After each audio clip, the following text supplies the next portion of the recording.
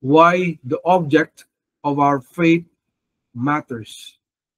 When you talk about faith, kapatid, this is something na para bang a requirement para sa kaligtasan natin sa ating Panginoon. So that God can work upon our lives, we need to trust Him, to believe in Him wholeheartedly na gagawin niya kung ano yung kanyang mga pinangako. Kaya napakarami pong mga doktrina sa Biblia, sa salita ng ating Diyos, na naka-anchor sa ating pananampalataya. Now, there comes a time that we might feel, kapatid, na parang kinukulang tayo ng pananampalataya, nang kinukulang tayo ng ating faith. So may mga kapatiran tayo minsan na binabangkit nila, gusto ko lumawak pa, lumaki pa ang aking pananampalataya sa ating Panginoon, sapagkat ikaw, kapatid, napakalaki ng iyong pananampalataya, kaya yung pagpapala ng Lord, grabe sa buhay mo. But the thing is, this is not reality, kapatid. Maaaring iniisip natin na pwede pang tagdagan ng ating pananampalataya or i-increase ang ating faith para mas sumagot ang ating Panginoon.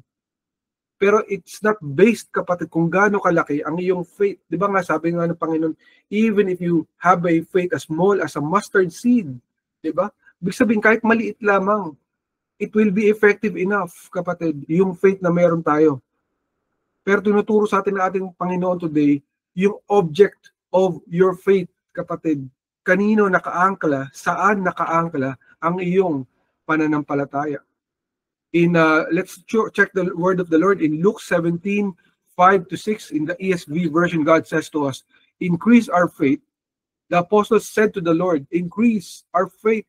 And the Lord said, if you had faith like a grain of a mustard seed, you could say to this mulberry tree, be uprooted and planted in the sea, and it would obey you.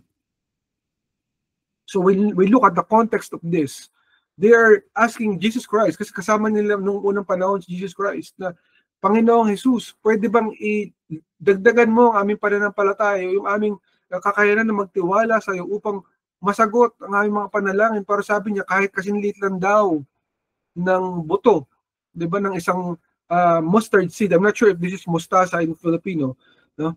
But the thing is, sabi niya, kaya mong gawin ng maraming bagay if you have this small faith. Because marami po sa atin hindi natin naiintindihan na it's not about increasing our faith, but understanding na yung faith natin, sino yung kanino at saan tayo nananampalataya. Tingnan mo natin kung paano ba lalawig ang pananampalataya natin, no? In the Hebrew language, it says emuna, comma. Emuna, comma. It says it's steadfast belief, faith in God, future or imperative, or rising or to arise. Now, it's hard for us to have an increasing faith kapag yung pinanampalatayan mo, kapatid, yung pinagtitiwalaan mo, yung pinagbibiliban mo, ay hindi ka tiwa-tiwala, di ba? Mahirap yun. Mahirap kang magtiwala kapag yung pinapanalanginan mo, yung pinagpaprayan mo, ay hindi effective. Meaning, it's really not answering at all. Diba? Parang nananalangin ka lang sa bato. Nananalangin ka lang sa pader, pero wala naman talagang kasagutan.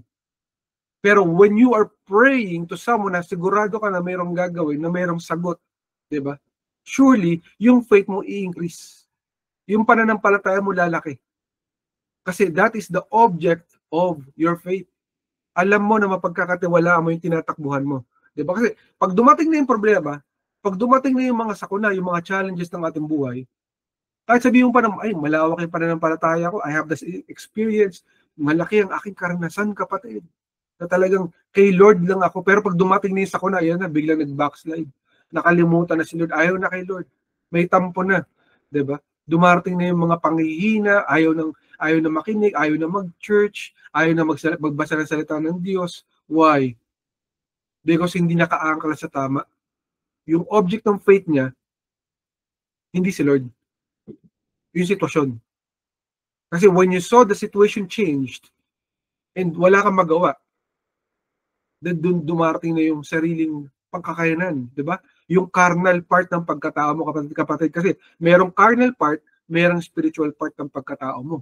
Yung carnal part, ito yung pangtao. Yung, wala tayong kakainin bukas, kailangan magtrabaho, di ba? Wala tayong supplies, kailangan gumalaw, di ba? May sakit ka, uminom ka ng gamot. yung practical, yung rational. But when it comes to the spiritual, this is something that is beyond the scope of the physical, the scope of the natural. This is supernatural. Something na beyond our dreams, beyond our imagination, and beyond our perspectives. Whatever it is that you cannot do, God can do. That's why you have to have the right object of your faith. Sino yung pinag-aangklahan ng iyong pananampalataya? So pag dumating ang sitwasyon that you are looking for something, for an answer, and hindi mo makuha agad yung answer, andun ka pa rin. Nagtitiwala ka pa rin, nananampalataya ka pa rin, kasi alam mo one day sasagot. Alam mo one day darating. You have that faith because you have that perfect object of faith. Naintindihan ba natin yung kapatid? It's very important for all of us. Kasi pagka dumating na yung problema, di ba? And imagine mo parang baha yan, parang baha. Di ba? Usong-uso ngayon sa atin yung mga flood projects, pinag-uusapan sa buong Pilipinas yung mga flood projects. And pag dumating yung baha at hindi ka nakaangkla sa tama, kapag malakas ang agos ito, tatangayin ka nito, kapatid. Di ba? Kasi wala kang kakapitan. Pero kung yung kinakapitan mo, nakakapit ka at alam mo yung kinakapitan mo ay talaga namang hindi bibigay, hindi yan mabubuwal. Grabe, todo ang kapit mo kasi alam mo na steady yun. And then you will also stay still. Knowing perfectly well na maiingatan ka. Diba? In the same way, sa buhay natin, minsan may mga pinaglalaban tayo. Kahit alam mo yung parang feeling mo na wala nang pag-asa, pero may pinaglalaban ka pa rin. Diba? Minsan yung pag tinanong ka, kapatid, bakit ka nagtatrabaho? Bakit lumalaban ka pa rin sa buhay? Kasi pinaglalaban ko yung anak ko eh. Gusto ko siyang mabuhay. Gusto ko siyang magkaroon ng kinabukasan. Di ba? Pag tinanong ka, bakit ka nag-aaral? Kasi may pangarap ako, yung pangarap ko. Ibig sabihin, meron kang object. Di ba? Meron kang goal. In the same breath, na kailangan alam mo yung sa Panginoon, kung sino yung pinagtatakbuhan, kung sino yung iyong nilalapitan. Kasi pag mali ang iyong nilalapitan at alam mo na hindi ito maaasahan, pag dumating yung problema, talagang wala. Bibigay ka, aayaw ka. Yun ang mangyayari, yun at yun ang mangyayari, kapatid. So, importante, dapat unang-una yung pinaglalaban mo, alam mo yung tama. Diba? Ang tanong, kapatid, yung pinaglalaban mo ba, na pinaniniwalaan mo ay nasa tama or nasa mali? Diba? Kailangan alam mo yung dapat. Diba? So, focus point number 1 na binigay sa atin ng ating Panginoon, God must be the object of our faith. Ang Panginoon daw, ang ating Diyos, the Lord our God, must be the object of our faith. Wala nang iba. Kasi marami sa atin na, iba-iba ka pang object of faith. Ibig sabihin, ay pumunta ako dito sa barangay na to, dito ako nagdasal sa barangay na to kasi meron silang something sa barangay na to na nakapagbibigay daw ng ganito. No, don't go to so many places. Just go straight to God. Why do you have to go to so many places, so many people, when God Himself can answer your prayers? Diba? He is the great mediator. Sabi nga niya, diba? I am the way, the truth, and the life. No one comes to the Father except through me. Sinabi ni Jesus, siya lamang, wala nang iba pa. Bakit hanap pa tayo ng iba-ibang daan, kapatid? So He must be the object of our faith. Siya po yung simula at katapusan ng ating pananampalataya, kapatid. The object of our faith is our God, Jesus Christ. In 1 Thessalonians 1:3, in the New King James Version, God says, remember, without ceasing your work of faith, labor of love, and patience of hope in our Lord Jesus Christ in the sight of our God and Father. So yung faith natin, kapatid, mahirap pag nag-hope ka sa mali. Alam mo yun? Kasi kung nananampalataya ka, humingi ka ng pag-asa sa alam mo walang patutunguhan, bibigay ang iyong pananampalataya. Kasi the main reason bakit tayo naging Christian, di ba? Why you became a believer, why you have salvation is you have an object of faith. And that is Jesus Christ. Nung napako siya sa krus ng Kalbaryo, siya na ang puno at dulo ng lahat. Siya na ang simula ng iyong buhay. Siya ang katapusan ng iyong buhay. Siya ang lahat, kapatid. Wala nang iba. So dapat alam mo yung object of your faith. So pag dumating yung troubles, alam mo meron kang masasandalan. Di ba ganoon yung mga bata sa kanilang mga magulang? Yung bata, kunwari, nabatukan niya sa labas, may nagawa sa kanya something, nabully siya. Alam niya na pag umuwi siya, may mapagsusumbungan siya. Alam niyo yung matatakbuhan siya, may malapitan siya, "Mommy, Daddy, something happened. I need help." Bakit? Kasi alam niya matatakbuhan yung kanyang mga magulang. The same way with us all, mga kapatid, lahat tayo. Kung alam mo na yung angkla mo dapat ang ating Panginoong Hesukristo, hindi ka mapapahamak. Dahil siya lamang ang dapat na yung tatakbuhan. He should be the object of your faith. Kasi yung pag-asa mo, lahat-lahat yan, kapag mali, kapag hindi tama yung pinaglalagay ng iyong pag-asa, sayang. Diba? Mahirap naman yung tumakbo ka pa sa fixer, pwede ka naman dumiretso sa gobyerno, di ba? Di ba marami sa atin yung gano'n, yung meron kang pinapasikasong papel, tumawag ka pa ng fixer, and then nagkasayang-sayang yung mga pera mo, hindi mo pa na-process yung iyong papeles. Why go through all the hassles when you can go straight to the object of your faith, kapatid? It's very important for us to understand that, kapatid. Kasi dapat natin maintindihan, kapatid, kahit gaano ka katapat sa Panginoon, alam mo yun, sabi mo, ang bait-bait ko sa Lord, mahal ko yung Lord, di ba? Hindi ko iiwan si Lord, may mga ganun pa tayo minsan. Pero pag dumating yung problema mabigat, ayan na, bababa na yung faith levels, di ba? Kakabahan ka na, doubt will come, faith will decrease, di ba? But if you know one thing, that your God will stay the same now and forevermore, because He's the same God today, yesterday, and forever, same Jesus Christ, then He will do the same.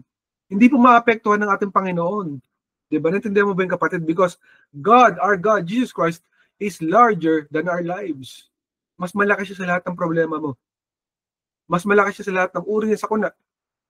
Mas malaki siya sa lahat ng mga pagkukulang, sa mga pangangailangan, sa mga troubles. Mas malaki ang ating Diyos.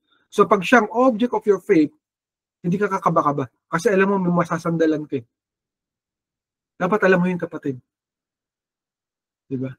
Saan kakakapit pag may kailangan ka, may problema ka, may trouble ka? Doon ka na sa Panginoon para sigurado ang iyong kinakapitan. So, ganito rin po kay Abraham. Nung siya po ay medyo maedad na, di ba? Matanda na rin yung kanyang asawa. Nangusap sa kanya ang Diyos. Out of nowhere. Kasi meron, nung panahon may mga tao, iba't iba ng Diyos ang sinasamba. Pero sinabi sa kanya ng Diyos, dadaling kita sa isang lupain, my promised land to you, you will have many descendants, you will count them like the stars, kung gaano karami ang bituin, kung kaya mong bilangin, ganun karami ang iyong salinlahi. Kung gaano karami ang mga buhangin sa dalampasigan, ganun karami ang iyong salinlahi. The problem is, matanda na si Abraham. Technically, he is in the grandfather mode na. Ganun din po yung asawa niya. Matanda na rin. I believe it was 90 na. So, yung rearing age, wala pa silang anak, impossible.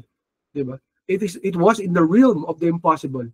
And yet, kapatid, nagtiwala po si Abraham. Masagan ang buhay ni Abraham kung saan siya nanggaling, sa Middle East. Okay na siya. Kumbaga, maganda yung buhay niya. Meron naman siya mga pag-aaral, may mga property siya, may asawa siya, diba? May pamilya siya. Okay naman. Wala nga lang siyang anak, diba? Pero when God told him about it, he trusted God. And he was rewarded for it. Because he made God the object of his faith. Dapat alam mo, kapatid, kung sino yung object of your faith, kapatid. Napaka-importante nun. Diba? Kaya yung mga nasa boto, nalala niyo yung mga disipulo, diba, yung 12 disciples, nung sila po ay nasa bangka, nung nagkataon, natutulog po ang ating Panginoong Hesukristo, tulog na tulog, nagpapahinga. Diba? Pagod siguro ang ating Panginoon dahil sa dami ng ginawang paghayo or pag-ministry, nag-evangelize sila during that time, na nagpahinga. Nung natutulog, biglang nagkaroon ng matinding bagyo. As in, yung bagyo talagang lulubog na sila at mamamatay. Na sobrang takot nila, hindi nila nang gagawin nila. Diba? They failed to understand na yung pinaka-kayang tumibag sa bagyo, nasa tabi na nila, kasama na nila. Because yung object ng faith nila is gaano kalaki yung problema. May bagyo, naku po, paano gagawin natin dito, kapatid? Baka mamamatay na mga tao. Diba? Ano sabi ni Jesus Christ sa kanila? O you of little faith, ang liit ng pananampalataya nyo. Sabi niya, silence. Storm, be silent. Diba? Napatingin sila, sino to? Napati ang bagyo, tumahimik ang bagyo. Diba? Kaya nga may gumaya nung modern times, di ba may gumaya sa ating modern times. Sabi niya, siya raw ang sugo ng Diyos sapagkat siya ay anak daw ng Diyos at pinapatigil niya yung mga bagyo. The problem is hindi niya yung kaya because hindi siya God. He's not God. He's not Jesus Christ. Pero si Jesus Christ, kaya niyang gawin yun. So learn, kapatid, to understand kung sino yung kasama mo sa mga bagyo mo sa buhay. Learn to look at your object of your faith. Kapatid, sino ang inaangklahan? Sino ang inaangkoran ng iyong pananampalataya? Malaking tanong yan sa ating lahat. Dapat you know kung sino. Sapagkat pag dumating na yung mga sakuna, mga problema, ready ka dapat. Kasi alam mo, mayroong magliligtas sa'yo, hindi ka niya pababayaan. Hindi ka niya iiwan. Sabi niya, diba? I will never leave you nor forsake you. I will never put you to shame. Pinangako niya yun. Pinangako ng ating Panginoong Jesus. So why will we not trust Him? Diba? Focus point number 2, see by faith in the Spirit, not the flesh. So pag nanampalataya daw tayo, we look at the spiritual realm, hindi sa ating katawang pangtao lamang. Yung kakayanan lang ng tao, yung humanly possible. Kasi when humanly possible, hindi na kaya, paano na? Diba? So you've heard it a lot, na ba? Yung mga tao na sinabihan sila na tinaningan na ng doktor, sinabi ng doktor, ganito raw, ganun. And nung magulat ka, sinabi ng Lord, iba pala. Diba? Yung sabi na, mabubuhay ka na lang ganito, 2 months na lang. Yung pala, 20 years pa bibigay ng Panginoon. Kaya nga tawag namin yun sa medical community, OGK, only God knows. Kasi pag hindi na alam ng tao, si Lord na bahala ron. Si Lord na makakasagot. Why will we not trust God? Diba? You have to look by faith. In the Spirit, not in the flesh. So that hindi ka maliligaw. Sapagkat yung mga nakikita ng iyong mata, yung sitwasyon, madali kang malinlang, madali kang maloko. Naintindihan ba natin, kapatid? Because the enemy will always use discouragement. He will bring forth discouragement para hindi tayo tumuloy. Naintindihan mo ba, kapatid? Minsan, meron ka nang makukuha, may mararating ka na, hindi mo na marating kasi na-discourage ka na eh.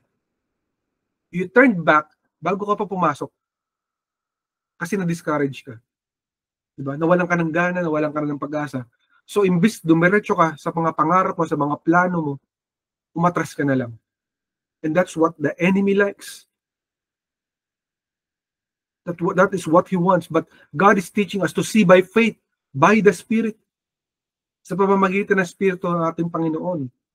Magtiwala ka sa Kanya. So, sabi niya dito, in 1 Corinthians 2:5, in the NIV version, God says to us, so that your faith might not rest on human wisdom, but on God's power. But on God's power. Hindi po sa ating sariling kakayanan, kapatid. Malinaw to. Nililinaw ng Panginoon yung trabaho mo, yung problema mo sa trabaho mo. On God's power. Yung sakit yung nararamdaman mo, on God's power. Yung problema mo sa business, on God's power. Yung problema mo sa eskwelahan, yung grades mo, on God's power. Yung matigas na ulo ng anak, on God's power. Yung matigas na ulo ng magulang, on God's power. Wala pong hindi kayang gawin ng Panginoon. So hindi po sinabi ng Panginoon sa sarili nating kakayanan. Hindi po sa atin. God's power. It is in His way, in His abilities, for His glory alone. Kaya nga sinasabi na tinutuwag tayo sa prayer, di ba? The Lord's Prayer. Your will be done on earth as it is on heaven. Hindi po sinabi ng Lord na yung will natin, yung will ng Diyos, sapagkat siya ang bahala. Siya magpo-provide ng sagot, hindi tayo. Hindi tayo ang sasagot, ang Panginoon ang sasagot. So the next time na parang nagda-doubt ka, di mo kaya, paano to Lord, I don't have faith. No, don't look at your faith. Look at the object of your faith. Sino yung object of your faith? Si Jesus Christ. In 2 Corinthians 5:7 in the ESV version, God says to us, for we walk by faith, not by sight. We walk by faith, not by sight. Time and time again, mararamdaman mo, mararanasan mo sa buhay mo yan, that God will test you, God will teach you, and God will show you na siyang kasagutan. But there are times na wala kang makitang sagot. Hindi mo makita ang magbabagay, yung dulo ng mga bagay, feeling mo parang walang kasagutan, di ba? Pero magugulat ka na lang, sinagot ng Panginoon. So what we must do is trust the Lord our God. We must see by the Spirit. Kaya di ba si Shadrach, Meshach, Abednego, nung sila po ay tinatakot ng mga servants ng Babylon dahil sila po ay sumuway. Sapagkat during that time, it was a requirement. Kaya kapatid, fortunate tayo, blessed tayo, hindi nangyayari sa atin to. Na pag hindi raw sumamba, you did not kneel down before the statue, yung statue or yung santo nung santo nitong isang hari, ay ipapapatay sila. They will be killed. Otherwise, mamimili sila. Susunugin sila o mabubuhay sila. Diba? So, they were given a choice. Pero sabi nila, whatever you say, whatever you do, we will not bow down to your gods. We will not worship that God. Because our God will save us, even from the fire. Kahit itapon nyo kami sa apoy, our God will save us from the fire. And even if He will not save us from the fire, we will still not follow you. We will still not worship you. Diba? What a faith. What an object of faith. Kasi alam nila, sinong dapat nilang sinasamba, sinong dapat nilang pinanampalatayaan. They were in great trouble during that time. Pero grabe po ang Panginoon. Kasi talaga namang vinindicate sila ng Panginoon, nirecompense sila during that very moment. Kasi nung tinapon sila sa apoy, sa sobrang lakas ng mga apoy, kasi silang tatlo lamang sila, si Shadrach, Meshach, Abednego, tinapon sila sa apoy, pagtapon sa kanila, sa sobrang lakas at init, yung mga nagtapon na sunog, namatay, natunaw sila. Can you imagine kung gaano kalakas yung apoy na yun? Ganun katindi, napakalakas. Pero pagdating nila doon, yung damit nila, walang sunog, walang usok, tapos yung damit nila hindi nangangamoy sunog, and then may sumama sa kanilang isa. Kaya sabi nung hari, teka, tignan nyo nga sila, di ba tatlo yung tinapon nyo, bakit parang apat sila doon? At yung isa parang Son of God. Parang Son of God. Kaya nagsasabi sa atin kapatid na sinasabi nila na wala si Jesus Christ in the Old Testament, you are wrong because He is God, kapatid. Jesus Christ was there with them, protecting them. Kaya napasabi yung hari, naku, ang Diyos nyo nga itotoo. Pwede ba lumabas kayo dyan? Di ba lumabas kayo sa apoy? Kasi he saw someone who looked like a God. Kapatid, how many times dumating tayo sa ating buhay na para tayong masusunog na, mapapahamak na at niligtas ka ng ating Panginoon? Was it your own abilities na nag-save sa'yo? O sa tingin mo, himala kaya ka nakaligtas? When was the last time na na-injury ka? At alam mo, yung injury mo na dumating, kung sa sarili mo lang, hindi ka gagaling. Pero may nagpagaling sa'yo. Sa tingin mo, pinagaling mo yung sarili mo. Diba? Sino lang ang may kakayanang magpagaling ng sakit? Ang Panginoon lang. Sinong kaya sumagot sa ating mga panalangin? Ang Panginoon lang. Kapatid, you have to learn to see the bigger picture of things. Kasi when we look so much into the very thing na ating pinoproblema, doon tayo nakatingin sa problema, then we cannot see all things. Well, yung perspective natin maliit. Diba? But you have to see beyond what you're seeing. You have to see the bigger picture.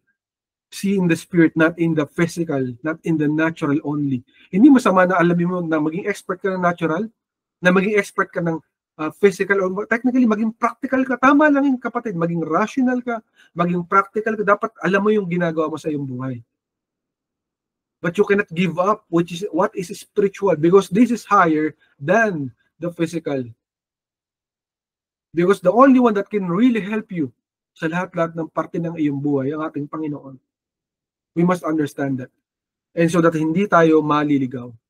See by faith, kapatid, sa pamamagitan ng spirit, not the physical or not the carnal. So kapatid, natanong mo na sarili mo, who or what is the object of your faith?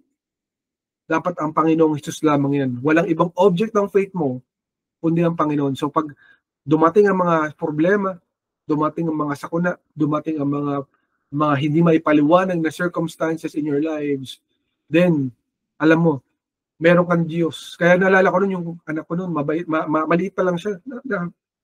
Wala pang kaalam-alam, baby pa. And during that time, Natutulog kami. And bigla na lamang siyang sumigaw ng napakalakas at talagang parang sakit na sakit siya. Hindi ko mapaliwanag. Tapos nung hinawakan ko siya, sobrang init niya. No? Tapos hindi niya mabukas sa kanyang mga mata.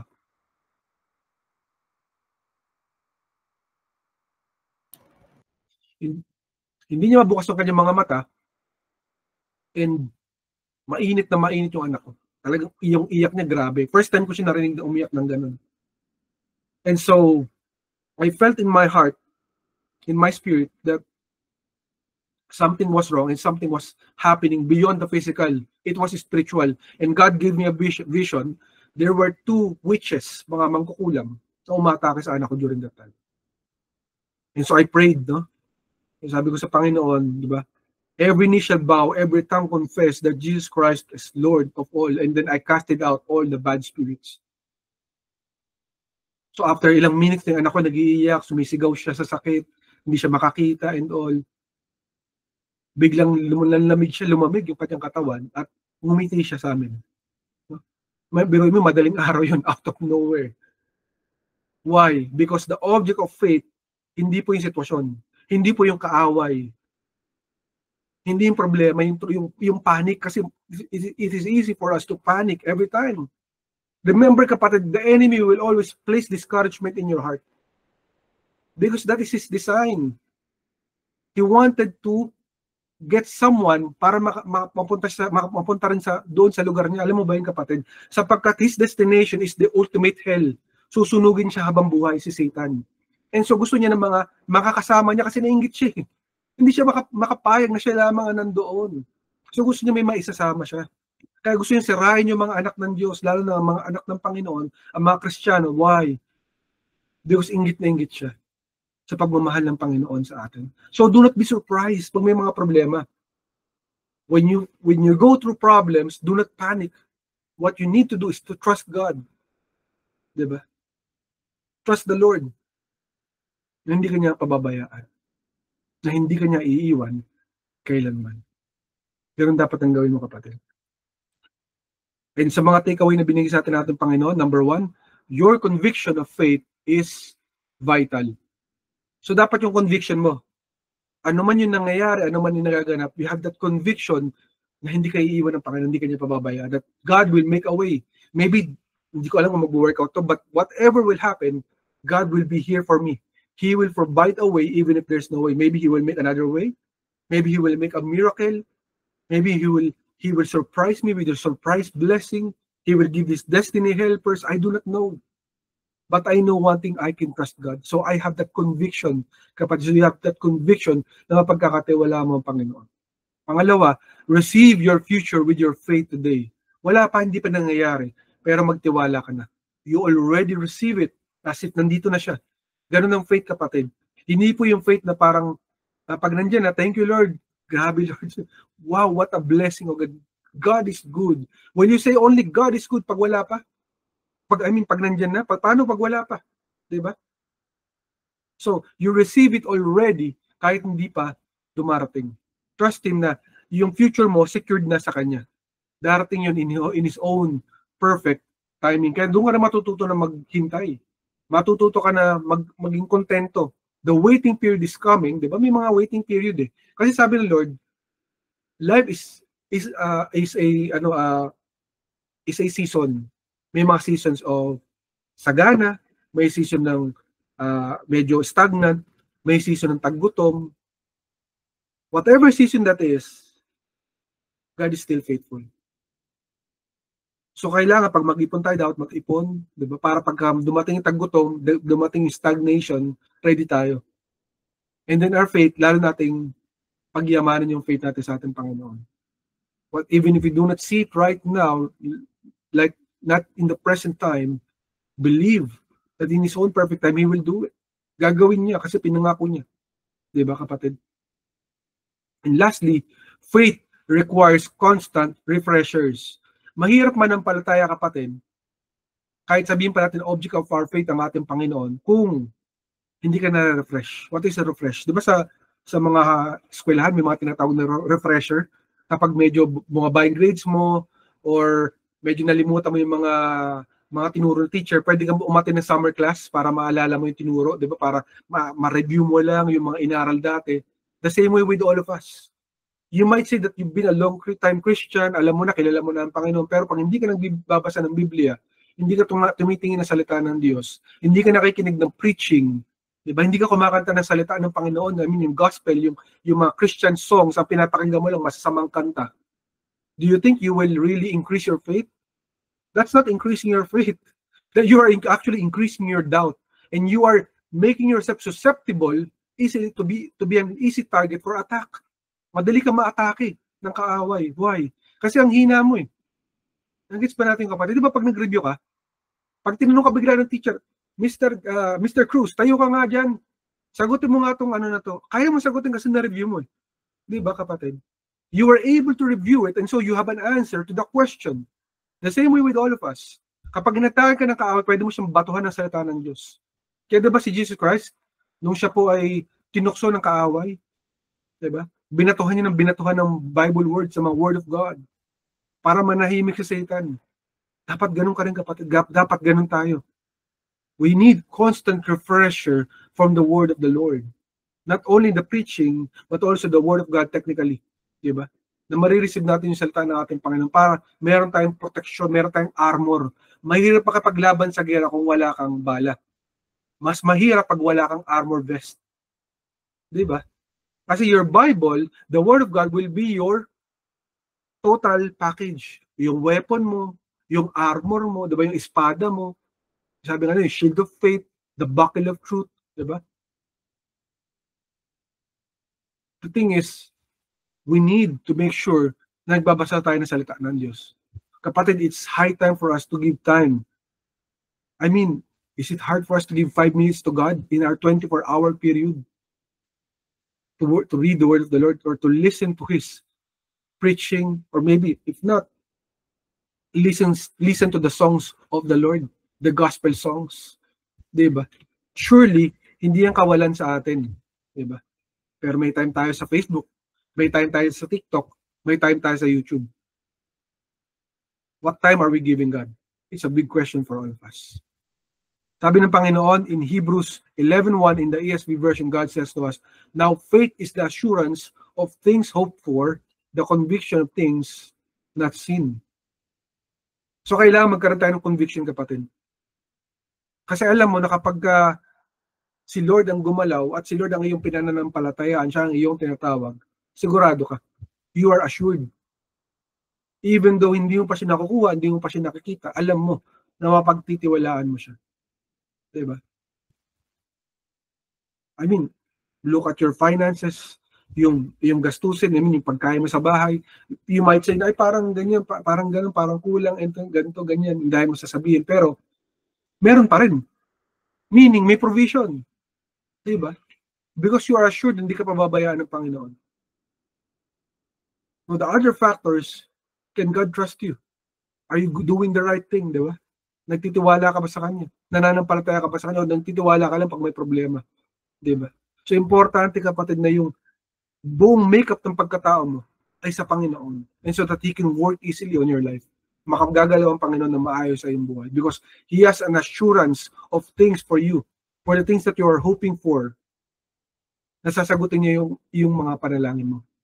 Na darating kasagutan sa lahat ng iyong mga panalangin, kapatid. Sapagkat hindi ka niya pababayaan.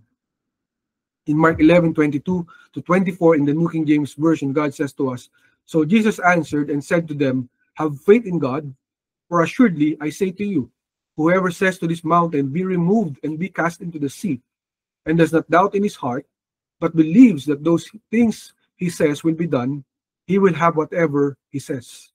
Therefore I say to you, whatever things you ask when you pray, believe that you already received them, and you will have them. Believe that you already received them, and you will have them. Again, repeat it to yourself. Believe that I already received it, and I will have it. Maniwala ka muna, kapatid. Magtiwala ka na kayang gawin ng Panginoon at gagawin niya yon. Kung kalooban ng Panginoon, wala makapipigil, wala maka-stop. Libre manalangin, kapatid. Libre ang manalangin. So magtiwala ka sa Panginoon. Libre din ng manampalataya, kapatid. Why will we not do that, di ba? Sayang naman. Sayang yung freedom. Sayang yung freebies na pwede tayo mag-communicate directly to our God for our petitions, for our requests, for our prayers. Gamitin na natin, kapatid. Huwag nating sayangin ito. Di ba? Last verse na binigyan ng ating Panginoon, in Romans 10:17, in the NET version, God says to us, consequently, faith comes from what is heard, and what is heard comes through the preached word of Christ. So, importante, kapatid, do not give up yung pagpakikinig ng salita ng Diyos. Do not give up yung pagbabasa ng salita ng Diyos. At do not give up your prayer time mo, yung pananalangin mo, yung fasting. Give time to God. Maraming bagay importante sa mundo na to. Sa buhay natin, yes. Totoo yan. Importante ang trabaho, importante ang business, importante ang pamilya, importante ang entertainment, importante ang Netflix, importante ang YouTube. Ang dami importante. Pero importante ang Panginoon. Sabi ng Panginoon, di ba? Tinanong siya. Dapat bang magbayad ng tax? Tinanong siya, di ba? Give to Caesar what is Caesar's, and give to God what is God. Yes, and the Lord understands that we have needs, that we have desires. May mga gusto kang gawin sa buhay mo. But do not neglect God. Huwag mo kalimutan ng Diyos. Sapagkat mas importante siya sa lahat ng bagay na meron ka. Sapagkat kung wala ang Diyos, wala lahat yan, kapatid. Tatandaan mo yan. Ano mang bagay sa mundo na to, wala ka kung di galing sa Panginoon. Tatandaan mo. Lahat ng meron tayo galing sa ating Panginoon. Of course, yung mabubuting bagay. Pero kung masamang bagay, hindi galing sa Panginoon. We have to be careful with that. Diba?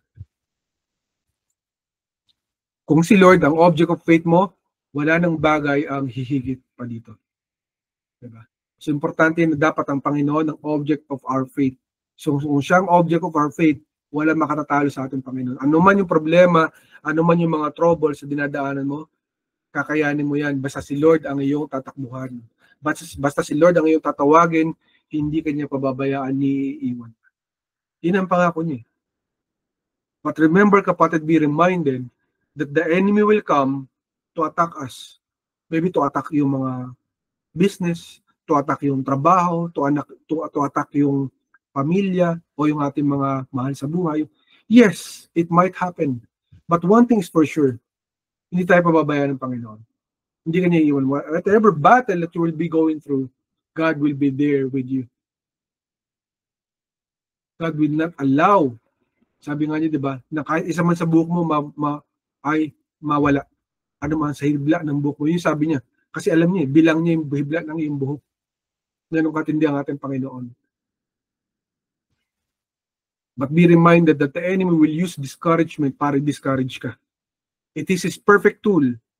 And that those discouraging events in your life, it will kill your dreams. It will kill your goals. It will kill your desires, your passion, your inspiration.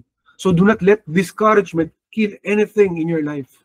Stop it from its tracks. Bago pa lumaki ang discouragement, durugin mo na yan, kapatid. How do you do that? You nourish your future with your fountain of faith. Kailangan yung tubig na nagmumula sa ilalim, yung pananampalataya natin sa Panginoon, nandoon. It springs forth. Kapag may problema, pag may trouble, it springs forth, lalabas po ito na parang fountain. At hindi niya mahahayaan na matuyo ang ating buhay. Madidiligan po yung mga parte ng buhay natin na kaya ngayon natutuyo na, nadi-discourage na, di ba?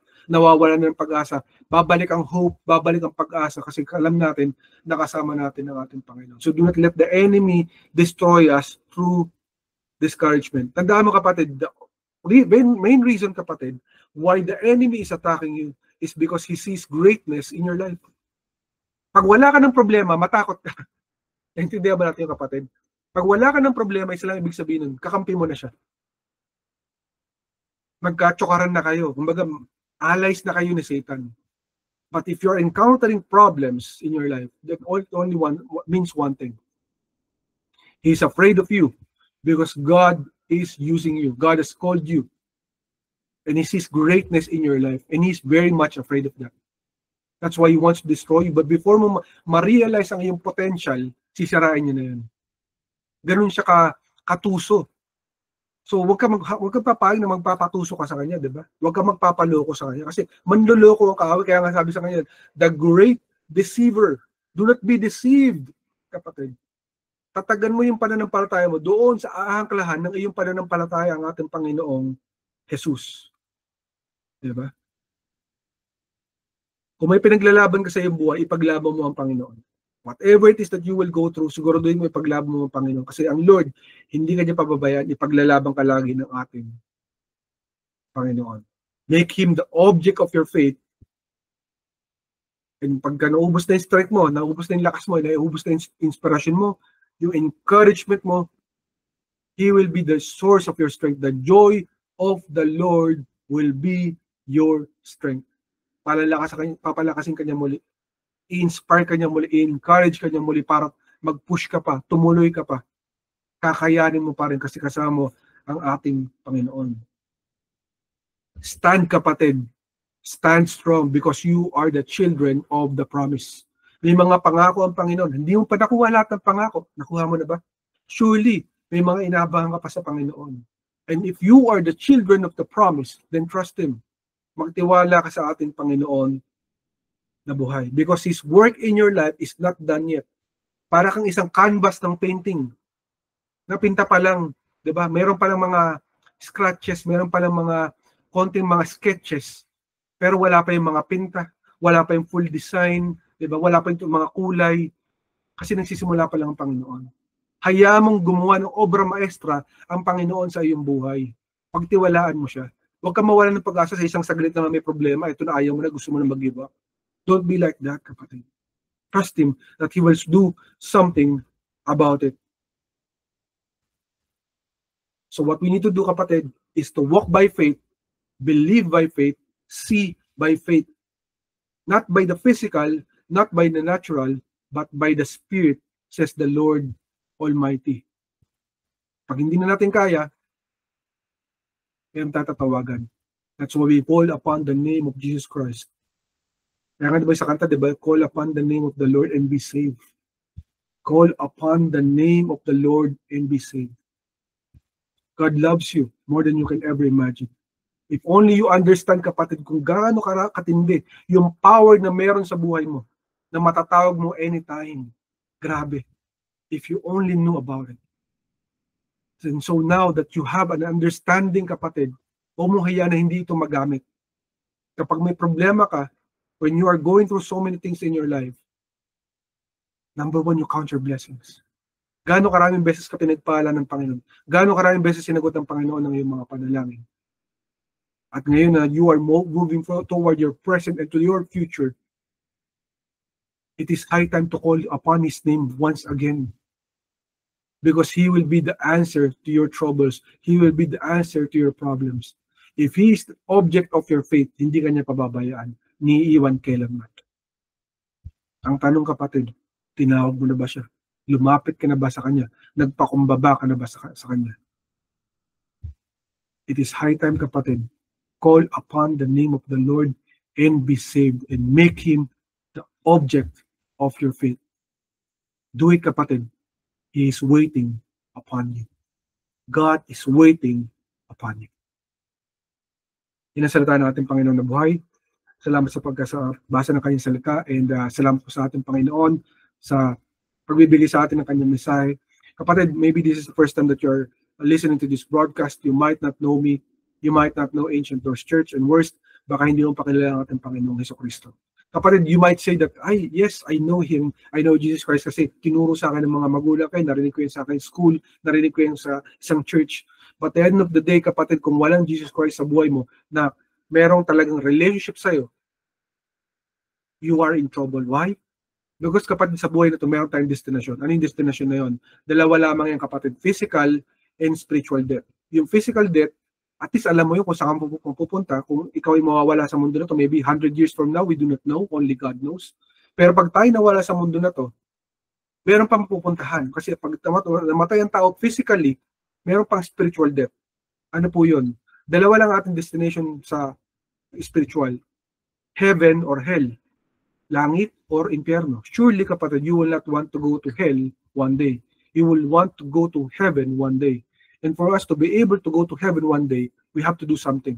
That is to trust Jesus Christ, that He is our Lord, God, and Savior of our lives. If we will accept Him in our lives and ask for forgiveness sa lahat ng ating mga kasalanan at hihingi tayo ng buong pusong pagpapatawad, ng buong puso, isip at kaluluwa sa ating Panginoon, tatanggapin natin siya, then we will receive the gift of salvation, yung makasama natin siya sa langit balang araw. Kapatid, na tanong mo, bakit kailangan kong gawin yun? Because siya naging kabayaran sa ating mga kasalanan. He died on the cross 2,000 years ago para tayo iligtas. Para siya na yung maging kabayaran at hindi na tayo pupunta sa impyerno, naging siya na representative ng ating lahat ng mga tao. Only you have to accept His gift of salvation. If you will do that today, then you will receive that gift. Whatever happens in your life in the future, then you are assured na makararating ka sa langit balang araw. But you have to receive Him in your life today. Kapatid, if you want to do that, if you want to receive Jesus Christ in your life, samahan mo kang manalangin at tanggapin mo ang Panginoong Jesucristo. Let us pray. Jesus, tinatanggap kita sa aking buhay. Tinatanggap kita sa aking buhay. Ikaw na aking Panginoon. Ikaw na aking Panginoon. Diyos at tagapagligtas. Diyos at tagapagligtas. Jesus, Jesus, humihingi ako ng tawad humingi ako ng tawad sa lahat-lahat ng aking mga kasalanan. sa lahat-lahat ng aking mga kasalanan. Patawarin mo ako. Patawarin, Panginoong Jesus, Panginoong Jesus. salamat Salamat sa buhay na walang hanggan sa buhay na walang na regalo mo. regalo. Tinatanggap ko ito. Tinatanggap ko ito. Alam ko Alam na ko makakasama kita sa langit na makakasama kita sa langit. balang araw. Balang Habang nandirito ako, habang nandito ako, tulungan mo ako maging mabuting tao tulungan mo ako maging mabuti sa pamamagitan sa pamamagitan ng Espiritu Santo. ng Espiritu Santo. Panginoong Jesus, Panginoong Jesus, salamat salamat sa kamatayan mo sa kamatayan sa krus ng Kalbaryo sa krus ng Kalbaryo at pagbubuhay muli at pagkabuhay mo pagkatapos ng 3 araw. pagkatapos ng tatlong araw. Ikaw na aking Panginoon. Ikaw na ang aking Panginoon. Salamat sa pag-ibig mo. Salamat sa pag-ibig. Ikaw ang aking buhay. Ikaw ang aking buhay. Ito ang aking panalangin Ito ang aking panalangin sa pangalan ni Jesus. sa Panginoon Jesus. Amen. Amen. Amen. I pray that prayer. Congratulations sa'yo. God loves you more than you can ever imagine and He wants to work on your life. If you want to know more about Jesus Christ, I urge you, kapatid, samahan mo kami at pumunta ka sa Ancient Doors Church social media platforms and we will be more than glad to help you out. Congratulations sa'yo, kapatid.